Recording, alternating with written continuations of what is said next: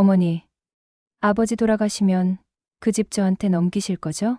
남편 옆에서 링거줄을 잡고 있던 제 손이 덜덜 떨렸습니다. 말라가는 손, 고통에 신음하는 숨소리. 그 옆에서 제 딸은 그 말을 했습니다. 살아있는 사람 앞에서 마치 유산 정리를 하듯. 그 순간 제 마음 속에 무언가가 딱 하고 끊어졌습니다. 서운함도 분노도 아닌 그저 이 아이는 내가 알던 딸이 아니구나 싶었습니다. 그날 이후 저는 매일 똑같은 생각을 했습니다. 도대체 내가 어떻게 키운 딸인데. 그리고 그 질문의 끝엔 늘 같은 결심이 따라 붙었습니다. 이제는 나를 위해 살아야겠다. 가끔은 생각합니다. 내가 너무 조용히 살아왔던 건 아닐까. 딸이 저런 말을 했을 때 그 자리에서 단호히 말하지 못한 것도 결국 제가 그렇게 살아왔기 때문일 겁니다. 저는 평생을 집안과 가족을 위해 살아왔습니다. 남편은 성실했지만 몸이 약했고 아이들 키우면서도 저는 쉬어본 적이 없어요. 장사도 했고 아파트 청소도 했고 새벽마다 시장에서 채소도 팔았습니다. 아이들 대학 보낼 학자금이 부족할까봐 저축 통장을 여러 개 쪼개가며 적금도 들었고요. 이 집도 남편이 퇴직하고서 한참 뒤에야 겨우 우리 명의로 바꾼 거예요. 그땐 얼마나 기뻤는지 몰라요. 이젠 내 집에서 편하게 살 수 있겠구나. 남편도 그날따라 많이 웃었고요. 그런데 정작 지금 이 집에서 가장 편하지 않은 사람이 저라는 사실을 얼마 전에서야 깨달았어요. 남편은 몇 해 전부터 몸이 많이 안 좋아졌습니다. 병명은 심하지 않은 퇴행성 질환이었지만 점점 거동이 불편해졌고 결국 집안에서도 혼자 움직이기 어려울 만큼 약해졌죠. 간병인이 하루에 몇 시간 오는 날도 있었지만 나머지는 온전히 제 몫이었습니다. 식사 챙기고 약 시간 맞추고 몸 닦이고 밤에 체위 바꿔주고 대소변 받아내는 일까지. 남편은 미안하다며 늘 말했습니다. 당신 인생까지 내가 망치는 것 같아. 하지만 전 항상 대답했죠. 이게 인생이지. 여기가 우리 집이고 내가 지킬 사람은 당신이야. 그런데 우리 딸은 그 지켜야 할 가족 안에 자기 아버지를 두지 않았습니다. 결혼하고 나서 딸은 자주 오지 않았어요. 전화도 뜸했고 명절이나 특별한 날 외엔 얼굴을 보기 힘들었습니다. 한 번은 제가 전화를 걸었어요. 아버지 많이 야위셨어. 혹시 시간 되면 한번 들르지 않을래? 그랬더니 딸이 대답했죠. 엄마, 저도 저희 가정 돌보느라 바빠요. 어차피 간병인은 있잖아요. 그 말이 못내 가슴에 남았습니다. 딸아, 간병인은 있어도 아버지에겐 너라는 존재가 더 큰 위안인데. 그리고 시간이 흐르고 남편은 거의 말을 잃어갔고 얼굴도 창백해지고 눈빛도 멍해졌습니다. 그 모습을 옆에서 지켜보는 저도 많이 지쳤던 모양입니다. 그날 딸이 오랜만에 들렀습니다. 과일 한 상자와 함께 아버지 어떠세요? 라고 묻기에 저는 속으로 안도했죠. 그래, 이제라도 조금 바뀌었나 보다. 그런데 그 다음 말이 이랬습니다. 아버지 돌아가시면 그 집은 저한테 넘기시는 거죠? 순간 숨이 멎는 줄 알았습니다. 그 말이 어찌나 또렷했는지 남편조차 고개를 돌려 딸을 바라봤습니다. 눈을 감고 있었던 것 같던 사람의 눈동자가 떴고 그 눈빛은 세상을 다 잃은 듯 했죠. 저는 딸의 말을 되묻지 않았습니다. 그 자리에서 아무 말도 하지 못했어요. 그 대신 그날 밤 처음으로 제가 살아온 날들을 돌이켜보았습니다. 그리고 그 속에서 단 한 번도 저를 위한 선택이 없었다는 걸 깨달았죠. 이제는 그 모든 걸 정리하려 합니다. 내가 진짜 아끼는 게 무엇인지, 누가 진짜 내 마음을 알아주는 사람인지, 그걸 알게 된 지금에서야 내가 내 인생을 선택할 수 있을 것 같아서요. 그리고 그 선택의 시작은 그 아이에게 물려주지 않는 것이었습니다. 안녕하세요. 노을빛 사연입니다.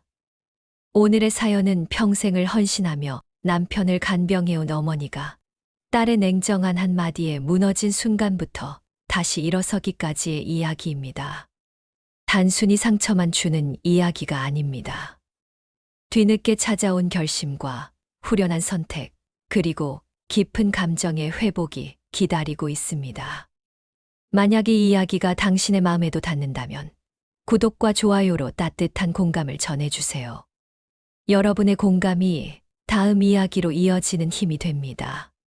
제 이름은 김순남입니다. 올해 71예요.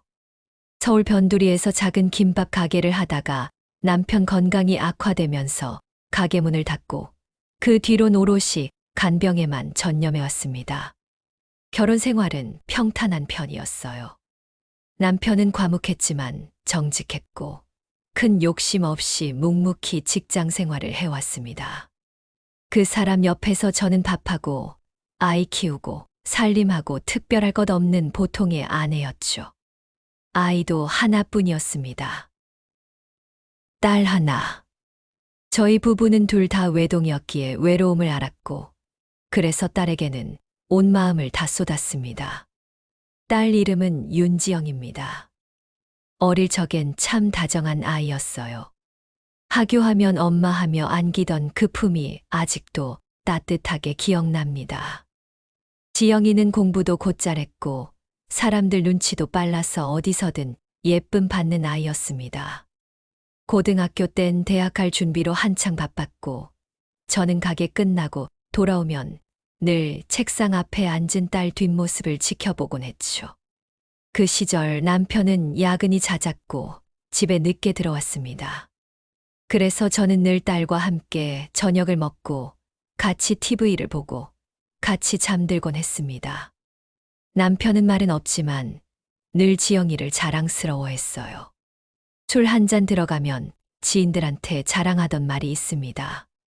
우리 지영이는 남의 눈치 안 보고 자기 할 말 하는 똑 부러진 아이예요. 그래서였을까요? 지영이가 대학에 가고 자취를 시작하면서 부쩍 멀어진 걸 느꼈을 때도 저는 저런 성격이라 그런가 보다 하고 넘겼습니다. 하지만 지금 생각해보면 그 시절이 우리 사이가 멀어지기 시작한 시작점이었는지도 모르겠습니다. 결혼하고 출산하고 바쁘다는 핑계로 자주 못 본다고 할 땐 그래도 이해했어요. 애 키우는 게 얼마나 힘든데요, 엄마. 어머니도 키워보셨잖아요. 그 말에 속이 상하면서도 그저 그래, 다 그럴 수 있지 하고 넘겼습니다. 그 아이가 제 앞에서 눈을 반짝이며 엄마, 저 결혼할 사람 생겼어요 하던 날이 떠오릅니다. 그땐 참 기뻤습니다. 이제 이 아이도 자기 가족을 꾸리며 잘 살아가겠구나. 결혼식 날 신부 대기실에서 제가 딸의 손을 잡고 이렇게 말했어요. 지영아, 행복하게 살아. 힘든 일 있어도 도망가지 말고 말해. 엄마는 언제든 내 편이야. 그 아이는 잠깐 웃더니 알았어요. 엄마 고마워요. 하고는 화장을 고치러 갔습니다. 그게 우리가 마지막으로 눈 마주치고 웃은 순간이었을지도 모르겠습니다. 결혼 이후 딸은 눈에 띄게 달라졌습니다. 처음엔 저도 바쁜 줄만 알았어요. 일하고 아이 키우느라 정신없겠지. 하지만 그건 단순한 바쁨이 아니었단 걸 시간이 지나고서야 알게 됐죠. 처음으로 상처받았던 건 남편이 쓰러졌을 때였습니다. 급하게 응급실로 옮기던 날 병원에서 제가 떨리는 손으로 딸에게 전화를 했습니다. 지영아, 아버지가 쓰러지셨어. 그런데 딸은 담담하게 대답했죠. 지금 애 재우는 중이에요. 남편 없으면 제가 운전도 못하거든요. 응급실이면 간호사들이 계시잖아요. 그 말에 전 순간 얼어붙었습니다. 그날 밤 병실에서 혼자 침상 옆 한 의자에 앉아 남편의 숨소리를 들으며 딸의 목소리를 곱씹었어요. 정말 이 아이가 내 딸이 맞나? 그 다음은 추석 때였어요. 남편은 병원에서 퇴원한 지 얼마 안 된 상황이었고, 간신히 일어나 앉을 수 있을 만큼만 회복됐습니다. 저는 작은 밥상 하나라도 차려놓고 가족끼리 얼굴 보며 밥 한 끼 먹고 싶었어요. 딸에게 전화했죠. 올해는 우리 집에서 차례 안 지내니까 얼굴이라도 보러 오지 않겠니? 딸은 한참 말이 없다가 이렇게 말했어요. 엄마, 저희는 이제 명절 스트레스 안 받으려고요. 저희 시댁도 안 가요. 애들 데리고 그냥 캠핑 가려고요. 말은 그럴듯했지만 그 말이 저를 얼마나 허탈하게 했는지 그날은 남편과 둘이서 고요하게 떡국을 나눠 먹었습니다. 텅 빈 식탁, 낡은 식기, 그 옆에 놓인 딸이 보낸 명절 문자. 건강하시고 새해 복 많이 받으세요라는 말이 왜 그리 낯설던지요. 그리고 세 번째는 제가 생일이었을 때였습니다. 특별한 걸 기대한 건 아니었어요. 그냥 전화 한 통, 문자 하나면 됐습니다. 그런데 하루 종일 핸드폰 화면은 조용했습니다. 저녁이 되어서야 딸이 단톡방에 남긴 말은 단 3글자였습니다. 엄마 생신 축. 그 말에 축하해요조차 생략된 것 같아 제가 더 민망했죠. 친정엄마라는 단어가 사라진 것 같은 기분이었습니다. 가장 큰 충격은 어느 날 병원에서였습니다. 남편의 정기검진에 동행한 날, 의사가 제 앞에서 이렇게 말했습니다.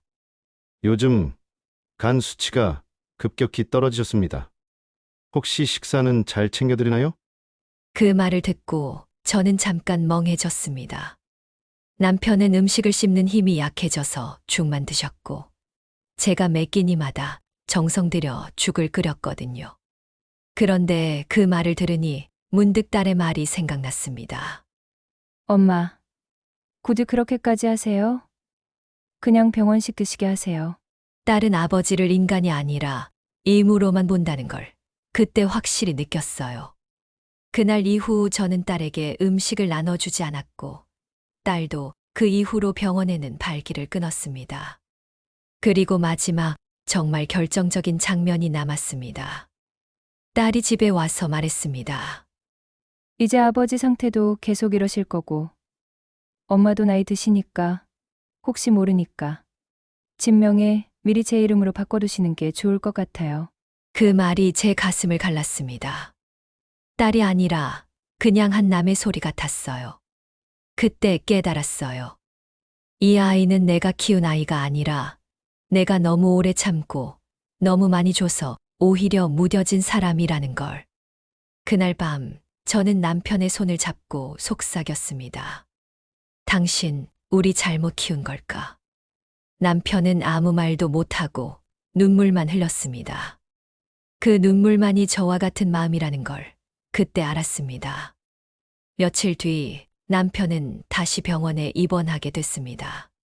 상태가 나빠진 건 아니었지만 기력이 너무 떨어져 집에선 감당이 어렵다 판단했죠.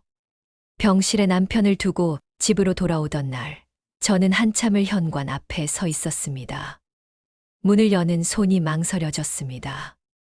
남편 없는 집은 너무 조용했고, 그 조용함이 제 안의 허기를 더 키우는 것 같았어요. 그날 저녁 생각지도 못한 방문객이 찾아왔습니다. 바로 지영이었습니다.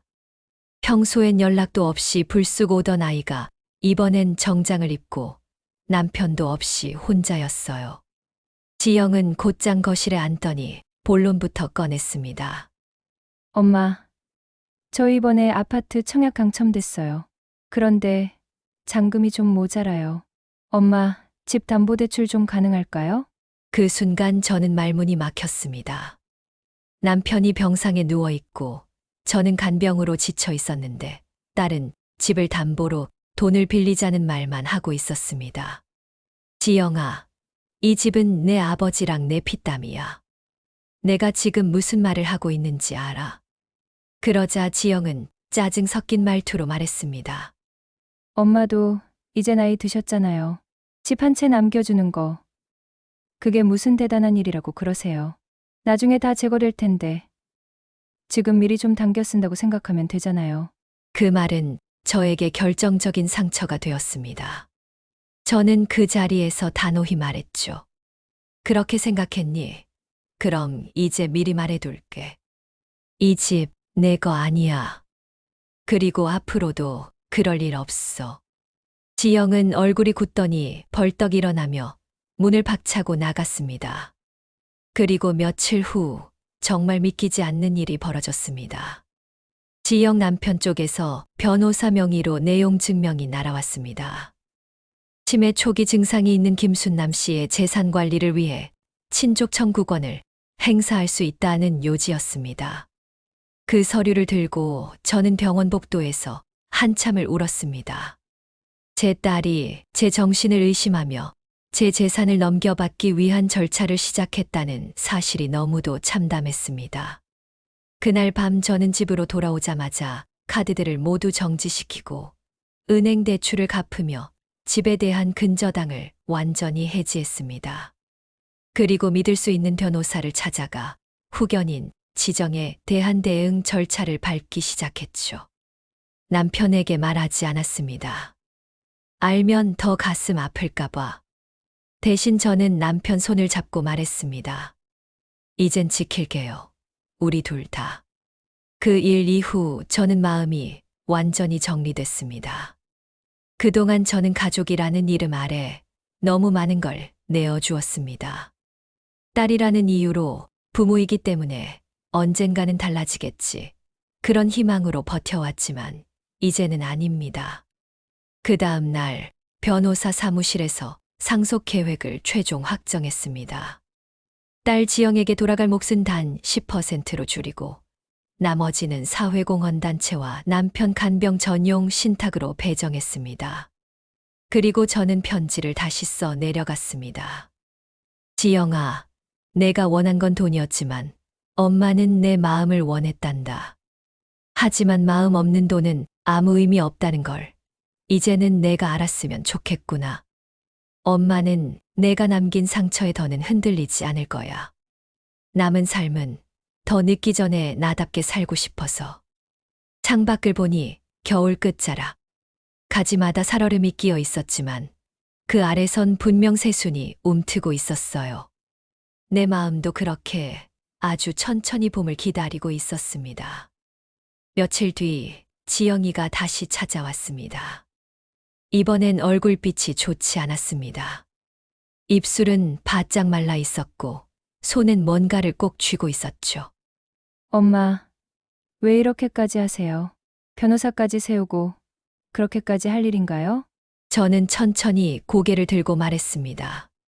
지영아, 내가 지금까지 내 말에 고개 숙인 게 몇 번인지 아니? 내가 무심한 말 할 때마다 참았고 서운하게 해도 너니까 이해하려 했어.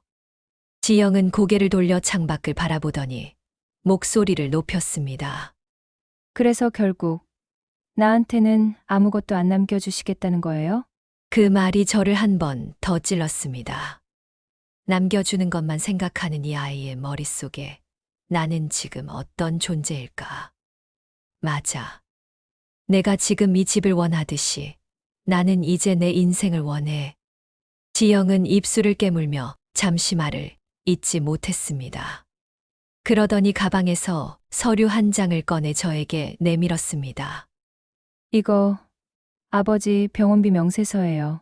지난달까지 밀린 거 저희가 대신 낼게요. 그럼 적어도 상속 문제는 다시 생각해 주시면 안 돼요? 그 말에 저는 서류를 천천히 밀어냈습니다. 그럴 필요 없어. 내 아버지 병원비는 이미 간병 신탁으로 다 조치했어. 더 이상 돈 문제로 나를 붙잡으려 하지 마. 지영은 그제야 제 눈을 제대로 마주 보았습니다. 눈빛은 흔들렸고 손끝은 떨렸습니다. 엄마, 내가 그렇게 나쁜 딸이었어요? 저는 조용히 웃으며 고개를 끄덕였습니다. 그래, 나쁜 딸이었지.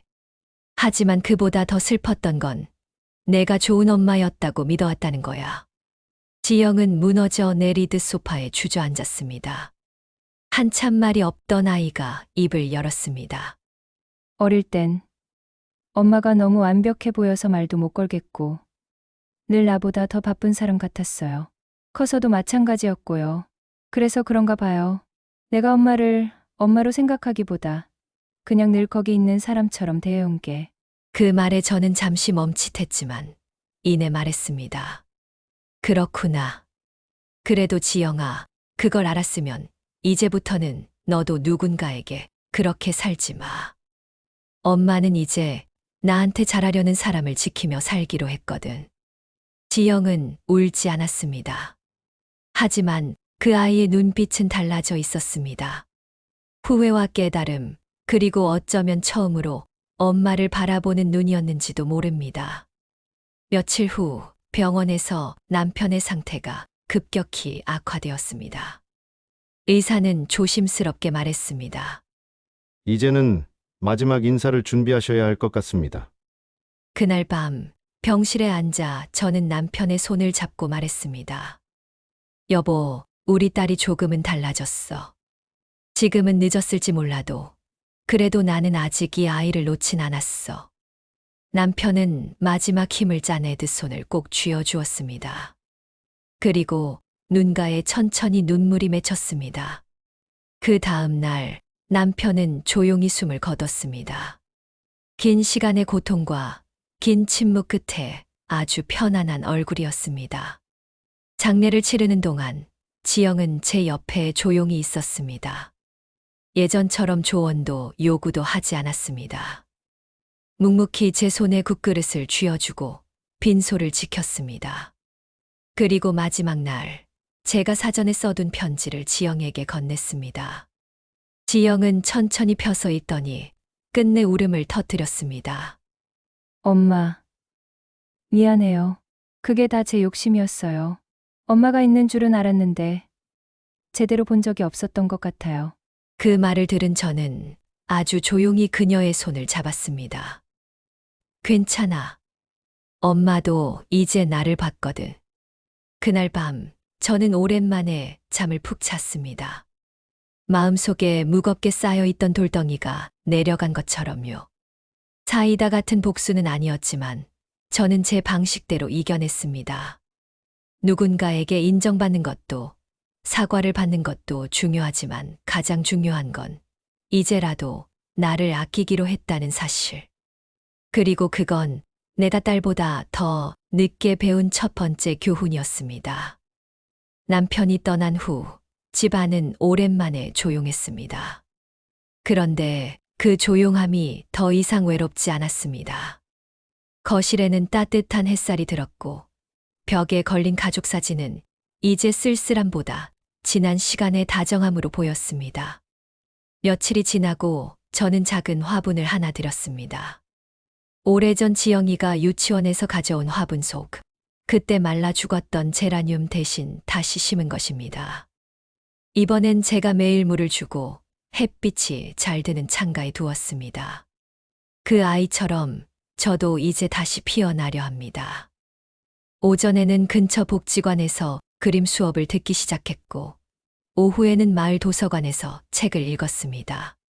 저녁에는 남편이 좋아하던 클래식 라디오를 틀고 그 곡이 흐를 때마다 조용히 눈을 감습니다. 눈을 감고 있으면 남편이 제 옆에 앉아 함께 듣고 있는 것 같거든요. 지영이도 예전보다는 자주 연락을 해옵니다. 엄마, 오늘은 뭐 하셨어요? 같은 짧은 메시지지만 이제는 기다리지 않게 됐습니다. 기대하지 않아도 마음이 덜 아프다는 걸 저는 이 나이에 배웠습니다. 그날 이후 제 마음속에 무언가가 단단하게 자리 잡았습니다. 그건 후회도 분노도 아니었습니다. 오히려 작은 평안이었습니다. 그 평안이 저를 움직이게 했고 저를 다시 살게 했습니다. 어느 봄날 아침 저는 남편의 묘소에 갔습니다. 흰 국화꽃을 하나하나 정리하고 무릎을 꿇고 인사를 했습니다. 여보, 이제 나답게 살게. 당신이 지켜본다면 나 괜찮다고 말해줄 수 있겠지. 그렇게 말하고 일어서는 제 손에 따스한 햇살이 닿았습니다. 마치 남편이 웃으며 등을 두드리는 것 같았습니다. 집으로 돌아오는 길, 지영이에게서 문자가 왔습니다. 엄마, 다음 주에 애들 데리고 들러도 돼요? 저는 짧게 답했습니다. 그래, 국 끓여 놓을게. 그 한 줄 안에 오래된 앙금도, 미안함도, 용서도 다 녹아 있었습니다. 이제 저는 누군가의 엄마이기 이전에 제 삶의 주인입니다. 남은 생이 얼마나 될지 모르지만 그 안에서 저는 나를 가장 따뜻하게 대해줄 생각입니다. 매일 아침 차를 끓이면서 저는 이렇게 속삭입니다. 오늘도 잘 살아보자, 순남아. 그리고 그렇게 저는 또 하루를 살아냅니다. 오늘의 이야기 마음에 닿으셨나요? 당신도 혹시 지금 오랜 시간 참고 견뎌온 이야기가 있다면 이제는 자신을 위해 살아도 된다는 걸 잊지 마세요. 여기는 노을빛 사연이었습니다. 다음 이야기에서 다시 뵐게요. 구독과 좋아요는 오늘도 용기 낸 당신을 위한 따뜻한 응원이 됩니다.